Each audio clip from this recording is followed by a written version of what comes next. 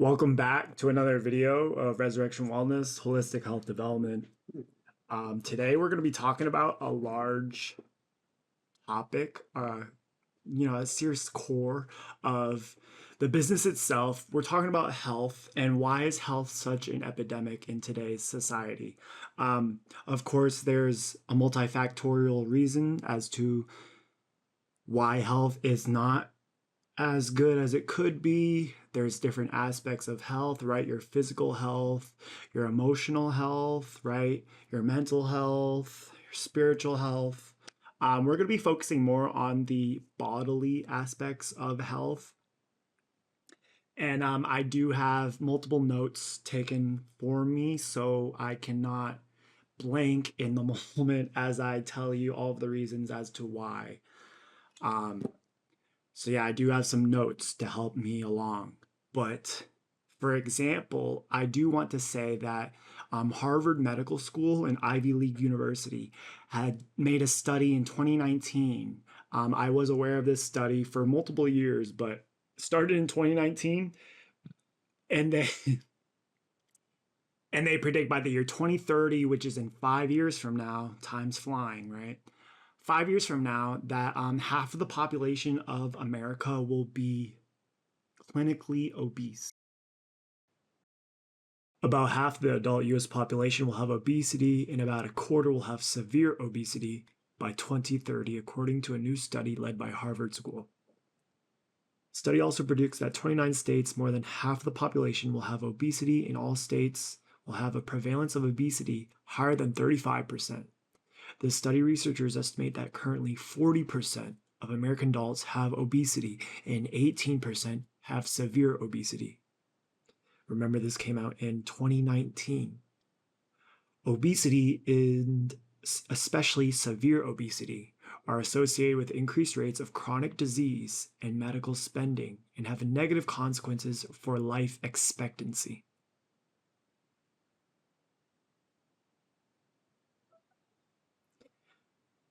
The results showed that 2030, several states will have obesity prevalence close to 60%, while the lowest rates will still be approaching 40%.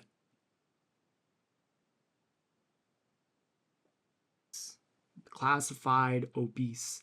Now, when we look at how do we determine if a person is obese, we have a scale called the BMI scale, which stands for body mass index.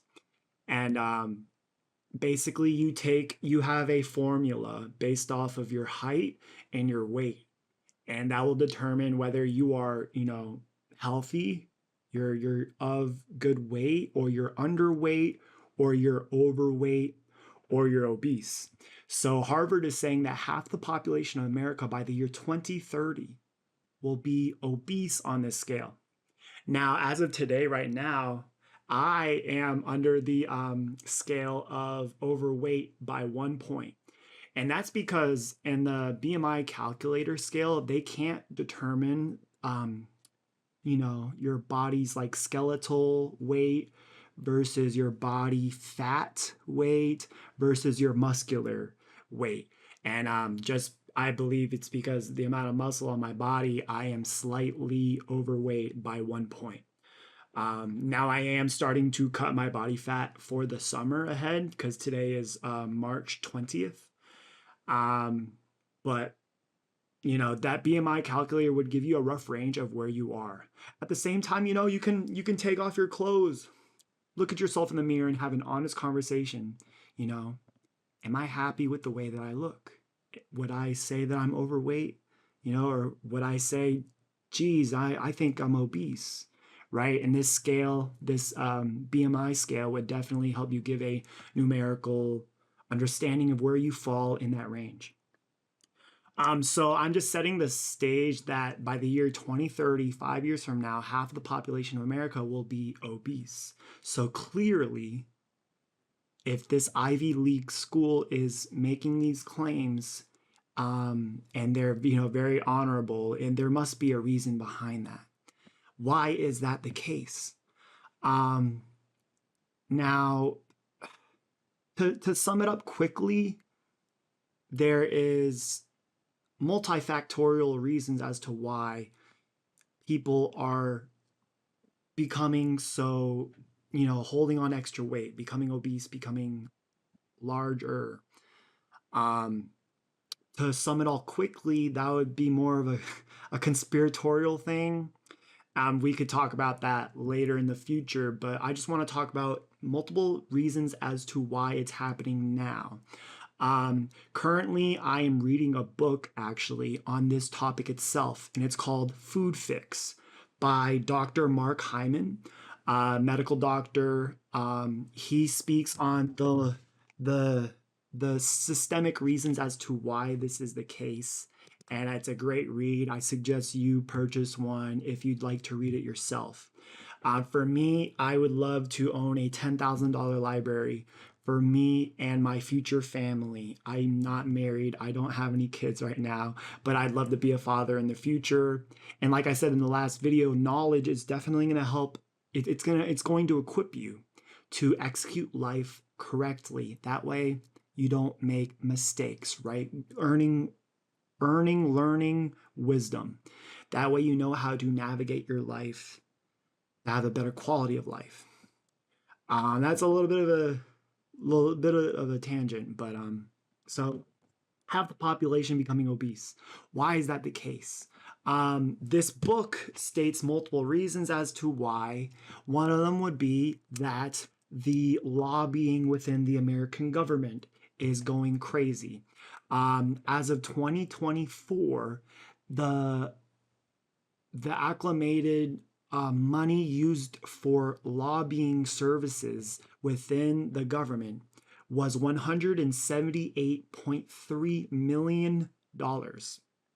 That's about a third of the population of America, right? So that's a lot of money. $178.3 million used in agricultural businesses lobbying services. Swaying rules to be made one way or another to profit these companies. One of them would be subsidies for unhealthy foods that source corn, wheat, and soy, and processed foods.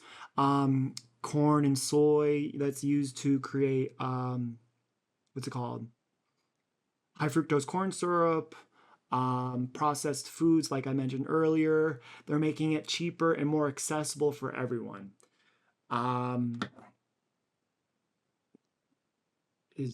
They're making it cheaper, so it's harder, it's more expensive to buy high quality food. Now, in terms of the capitalistic, economy, that is understandable, right? You're buying for the quality of a product. That's just the way it is in America. So big food influencing nutrition science and swaying marketing in a certain way. That way it entices the consumer to purchase their products.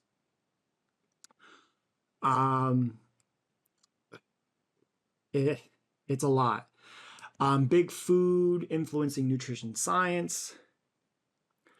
Fun fact, sugar is proven to be 8 times more addictive than cocaine, right? 8 times, wow. When I was and I've never used that substance, but I growing up as a child, like I would think that that's a hard drug, like it's super addictive. If sugar is 8 times more addictive than cocaine, then that's crazy. Then companies are using sugar to make people addicted to their products, right? And that is a trending topic right now, right? Obesity, type 2 diabetes, um, and then they create the drugs to help these problems. They create the problem with the food, and then they sell you the solution. Now, I'd love to ask you all, do you know anyone who has taken drugs to help their ailment and then it reversed their ailment? They're most likely still taking it today at this very time.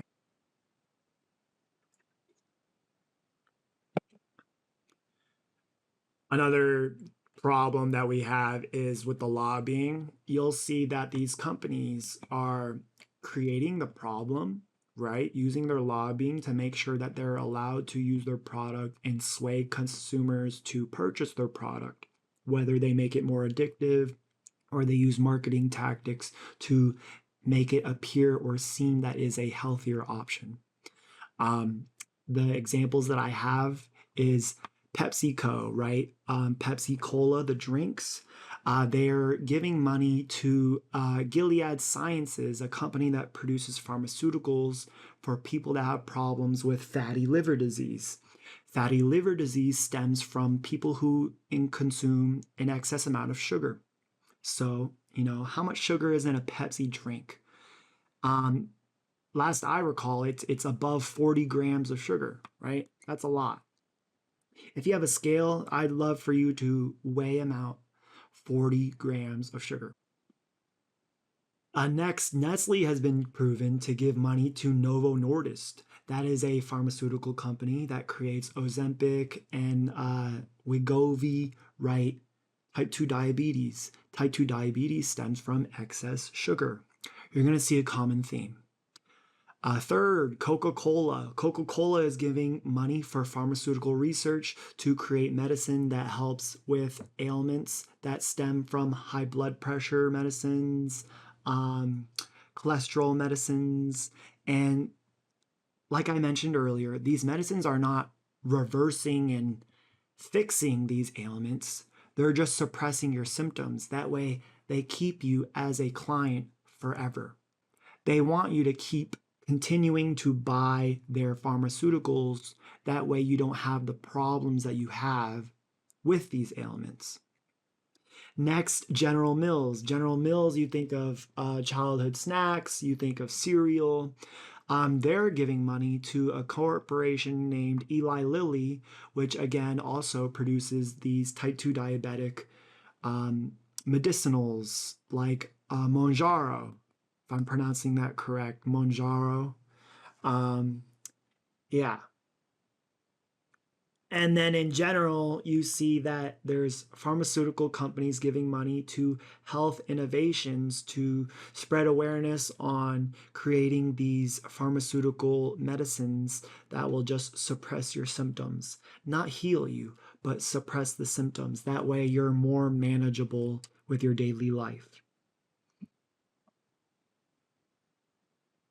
Now, if you're someone that takes one of these medicines, I do really sympathize with you because um, most likely it's just things that you aren't aware of on the bigger picture. They don't want to heal you, they want you to keep you as a customer forever. They want you to keep spending money, giving money to them, funneling money to their corporations. You're always welcome to email me, link in the description, and we can talk and have a consultation call. Sooner or later, we're going to be talking about the aspects of mental health and why that also have been such an epidemic as well.